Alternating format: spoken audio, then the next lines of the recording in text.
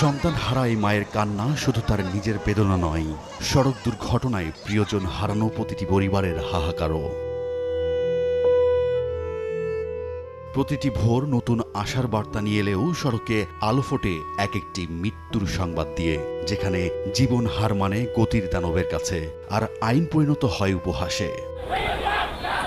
2018 সাল রাজধানী সড়কে দুই শিক্ষার্থীর মৃত্যুতে ফুঁসে ওঠে শিক্ষার্থীরা। আন্দোলনের মুখে পাশ হয় সড়ক পরিবহন আইন 2018। দেশের মানুষ স্বপ্ন দেখেছিল এবার হয়তো থামবে সড়কে রক্তক্ষরণ।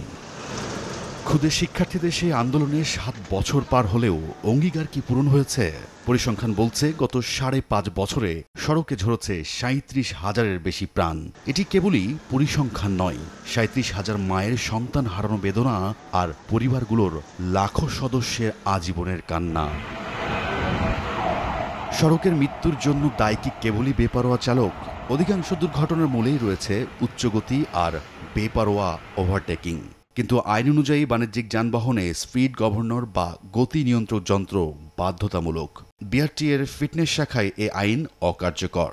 যে নথিতে স্পিড গভর্নর কার্যকর বলে সিলমোহর দেয়া হচ্ছে, সেই নথি কি তবে দুর্নীতির অন্ধকারে ঢাকা? চালকরা বলছেন, যানবাহনের গতি নিয়ন্ত্রণে স্পিড গভর্নর সিল দেওয়ার জন্য গাড়ির কাজই করা হয় না। ফিটনেসে আপনার ওই মেশিনের যে কাজ হয়, চাক্কা, ব্রেকের, তারপর হেডলাইট, ইন্ডিকেটার, এগুলো দেখা হইলো আর কি। স্পিড লিমিট অনেকবার নিচে হয়েছে, উঠছে, কিন্তু আমরা তো ধারায় আমাদের গাড়ির কাছে আসতে দেয়নি। বিআরটি এর ফিটনেস শেডে গোপন ক্যামেরা নিয়ে হাজির সময় সংবাদ। ধরা পড়ে লক্ষ্যঝক্কর যানবাহনকে ফিটনেস সনদ দিতে তোড়ঝোড়ের প্রক্রিয়া। খারাপ থাকা সত্ত্বেও ফিটনেস পেয়েছেন? কিভাবে পাইলেন? কত টাকা লাগলো? আমি জানি না ভাই, মালিকে করছে। ফিটনেস কিভাবে পাইলো এটা ও বলতেছিল আমাকে মাত্রই, যে এই গাড়িকে ফিটনেস দিল কিভাবে। এটা টাকার বিনিময়ে সনদ দেয়া হচ্ছে ফিটনেস অযোগ্য গাড়িগুলোকে। পরে ক্যামেরা নিয়ে গেলে সতর্ক হয়ে ওঠেন কর্মকর্তা কর্মচারীরা। ফিটনেসবিহীন গাড়িটাই ফিটনেস কিভাবে পেল তার প্রশ্ন কিন্তু জন্ম দেয়। একে কালো ধোঁয়া বেরোচ্ছে, ঠিক তার সামনের অংশে রয়েছে ভাঙাচোরা অবস্থায়। বিআরটির এমন অব্যবস্থাপনায় কিন্তু ঝরে পড়ছে হাজারো প্রাণ। এ বিষয়ে বিআরটি এর ফিটনেস ও ইঞ্জিনিয়ার বিভাগে পরিচালকের সঙ্গে কথা বলতে গেলে ব্যস্ততার কথা বলে একে অপরের বক্তব্য নিতে বলেন।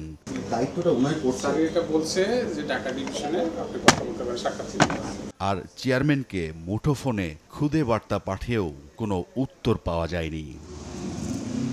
হাইওয়ে পুলিশের কার্যক্রম নিয়েও উঠেছে প্রশ্ন, কতটা সজাগ তারা? কাগজ দেখে মামলা দেয়া ছাড়া আর কোনো আইনের প্রয়োগ করতে দেখা যায় না। সড়কে মৃত্যুর মিছিল কি তবে থামানো যাবে না?